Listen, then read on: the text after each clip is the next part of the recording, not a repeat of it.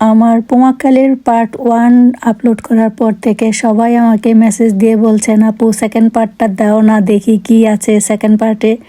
তো আমি আমার এই পোমাক্কালের পার্ট 1 ভিডিওটি দেখেননি তাদেরকে অনুরোধ করব আমার ভিডিওটি দেখে নেবেন।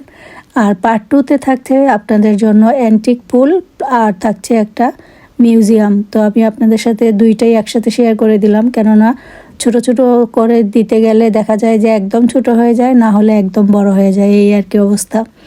তো এই সেই পুল, এটা হচ্ছে অ্যান্টিক পুল, আর এখানেই ক্লিওপেট্রা স্নান করতেন। এটি প্রায় 2000 বছরের পুরনো উষ্ণ প্রস্রবণ স্নাগার, আর এই স্নাগারেই স্নান করেছিলেন ক্লিওপেট্রা। খ্রিস্টপূর্ব 2য় শতকে হিয়েরাপলিস শহরে স্পা হিসেবে শুরু হয়েছিল। 7ম শতকে বড় ভূমিকম্পের কাছে অ্যাপোলোর মন্দিরে স্তম্ভ ভেঙে পুলে পড়ে যায়। সেই ভাঙা স্তম্ভগুলো আজও পানির নিচে দেখা যায়, যা পুলটিকে বিশেষ করে তুলেছে। প্রাচীনকাল থেকেই মানুষ এখানে চিকিৎসা ও বিশ্রামের জন্য আসতো। আজও এটি পর্যটকদের কাছে খুব জনপ্রিয়, কারণ এর উষ্ণ পানি খনিজে ভরপুর এবং শরীরের জন্য উপকারী বলে মনে করা হয়। বলা যায় ক্লিওপেট্রার পুল হলো ইতিহাস আর প্রকৃতির একসাথে মিশ্রণ, যেখানে মানুষ হাজার বছর ধরে বিশ্রাম ও আরোগ্যের খুঁজে এসেছে। আর এটাই হচ্ছে সেই অ্যান্টিক পুল। তো আপনাদের কাছে যদি আমার আজকের এই ভিডিওটি ভালো লেগে থাকে, তাহলে আপনারা অবশ্যই আমার চ্যানেলটি সাবস্ক্রাইব করে দেবেন। নেক্সট ব্লগে আমি আরেকটা ভিডিও আপলোড করব, আর এটা হচ্ছে পার্ট 3 থাকবে।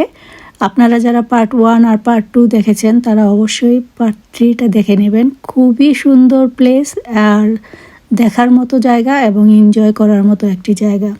তো যাই হোক, ঠিক কাছাকাছি এই মিউজিয়ামের ভিতরে ঘুরে, এত বেশি বড় না, যার কারণে একসাথে সবগুলো দেখা যায়।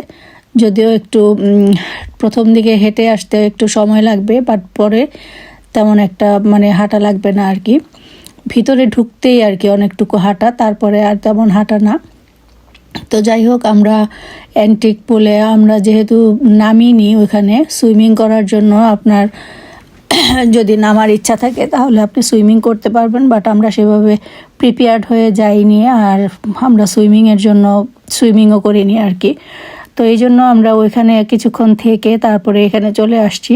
আপনাদের সুবিধার জন্য আমি কিছু টিপস অ্যান্ড ট্রিক্স দিয়ে দিচ্ছি। আপনারা যদি যেতে চান এইসব জায়গায় আন্টালিয়াতে ঘুরতে যাওয়ার পরে, তাহলে আপনারা দেখবেন আপনাদের যে হোটেলেই থাকেন না কেন, সেই হোটেলের রিসেপশনে অনেকগুলো পেপার থাকে। তো ওখান থেকে আপনি বাছাই করে যেতে পারবেন। তো আমরা ওভাবেই হোটেল থেকেই আর কি পিক করেছি আমরা কোথায় কোথায় যাব। তো সেই অনুযায়ী ওরা আমাদেরকে রেডি করে দিয়েছে গ্রুপের সাথে। তারপরে গ্রুপের সাথেই আমরা গিয়েছি, আবার রাতের বেলা এসেছি, এরকম আর কি। তো আমরা যে প্রত্যেকটা জায়গায় গিয়েছি সকাল 7টার সময় বের হতাম, আর হোটেলে আসতে আসতে আমাদের প্রায় রাত 10টা 11টা এরকম হয়ে যেত আর কি। সারাদিনের জন্যই একটা প্লেসে গেলেই ওইখানে অনেকগুলো প্লেস আছে আর কি, সুন্দর সুন্দর। পোমাক্কালের হিয়েরাপলিস প্রত্নতান্ত্রিক জাদুঘর। এটা 1984 সালে হিয়েরাপলিস প্রত্নতান্ত্রিক জাদুঘর প্রতিষ্ঠিত হয়। এটি প্রাচীন রোমান স্নাগার, জিমনেশিয়াম ও গ্রন্থাগারের ভবনের ভেতরে তৈরি করা হয়েছে। জাদুঘরের ভবনটিও নিজে ঐতিহাসিক। রোমান যুগে ট্রাভারাটাইন পাথর দিয়ে নির্মিত বড় স্নাগার, যেটাকে আমি আগে বাঁধ বলেছিলাম সেটাই। এখানে হিয়েরাপলিস, লাউডিকেয়া ও ট্রিপলিস শহরের খনন কাজ থেকে পাওয়া বস্তু প্রদর্শিত হয়।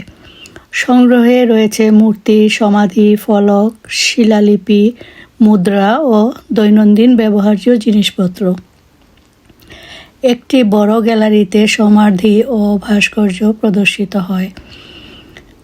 1988 সালে পোমাক্কালে হিয়েরাপলিসকে ইউনেস্কো বিশ্ব ঐতিহ্য তালিকায় অন্তর্ভুক্ত করা হয়।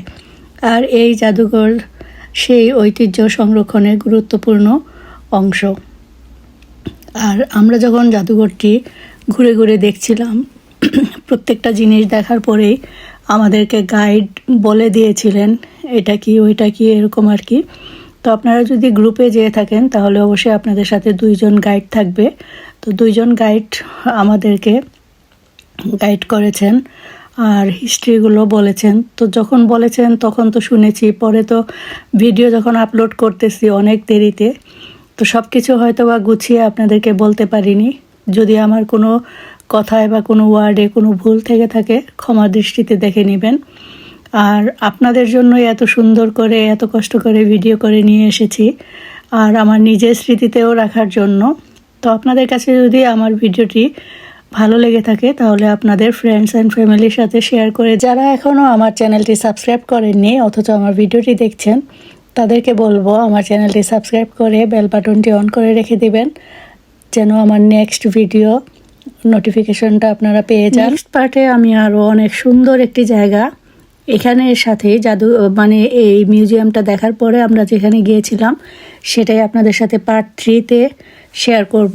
তো যারা আপনারা আমার পার্ট 1 আর পার্ট 2 দেখে ফেলেছেন তাদেরকে বলছি পার্ট 3 দেখার জন্য ওয়েট করবেন প্লিজ। অনেক সুন্দর একটি জায়গা দেখার জন্য আপনাদেরকে আমন্ত্রণ জানিয়ে আজকের ভিডিওটি এখানেই শেষ করতে চাচ্ছি। তো আপনাদের যদি ভালো লাগে লাইক, কমেন্ট আর শেয়ার করতে কিন্তু একদমই ভুলবেন না।